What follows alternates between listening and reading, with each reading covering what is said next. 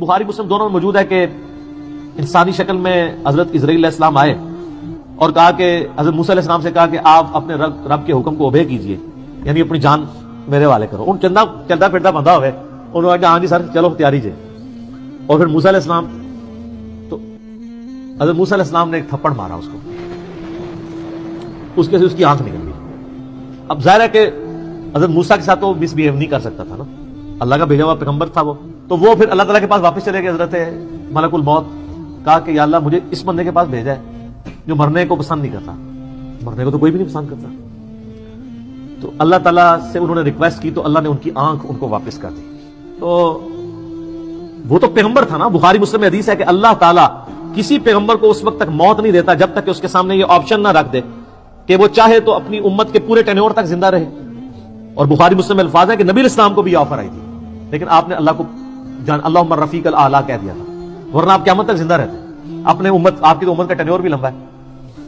تو حضرت موسیٰ علیہ السلام نے وہ تھپڑ مارا، وہ اللہ کے پاس گئے، بخاری مسلم کے الفاظ ہیں، اللہ نے آنکھ واپس کی، واپس ہے اور کہا اچھا اس طرح کرو، اللہ کو تو پتہ تھا بندہ ذرا جذباتی میرا ہی بندہ ہے، تو لہٰذا میرا بھی غصے کا برا نہ مانا کرے، منوی اللہ نے بنایا، ہر بندے کی نیچر اپنی ہے۔ بہرحال اللہ نے فرمایا اچھا موسیٰ سے کہو کہ کسی بیل کی پشت پہ اپنا ہاتھ رکھے، اس کے ہاتھ کے نیچے جتنے بال آ جائیں گے نا اتنے سال اور زندگی بڑھ گئی۔ سر وہ تو سینکڑوں بال بنتے ہیں۔ تو حضرت اسرائیل علیہ السلام یہ جب پیکج لے کے آئے نیا کہ حضرت پہلی تو معذرت ہوں اے پیکج ہے وہ تہاڈی مرضی ہے، دیکھو منی پھر موسیٰ دی گئی ہے، ہونا تو چاہیے تھا کہ جس نے مارا ہے اسے بدلہ لیا جاتا، دیکھو لاڈلا۔ تو انہوں نے کہا اچھا اتنے سال میں زندہ رہوں پھر کیا ہوگا؟ انہوں نے کہا پھر موت، کل نفس ذائقۃ الموت، ہر ذی روح نے موت کا مزہ تو چکھنا ہے۔ تو پھر انہوں نے کہا جب اتنے سال بعد مرنا ہی ہے تو اب کیوں نہیں، جب یہ میں نے جام پینا ہی ہے موت کا۔ تو پھر انہوں نے کہا اے اللہ بس میں تجھ سے یہ دعا کرتا ہوں کہ مجھے ارض مقدس یروشلم کے قریب کر دے، میں اتنا قریب ہو جاؤں کہ وہاں سے اگر کوئی پتھر بھی پھینکے نا تو میری قبر تک پہنچ جائے، وہ مقدس زمین پہ، جیسے ہماری بھی خواہش ہوتی ہے بقیہ غرقت میں دفن ہو۔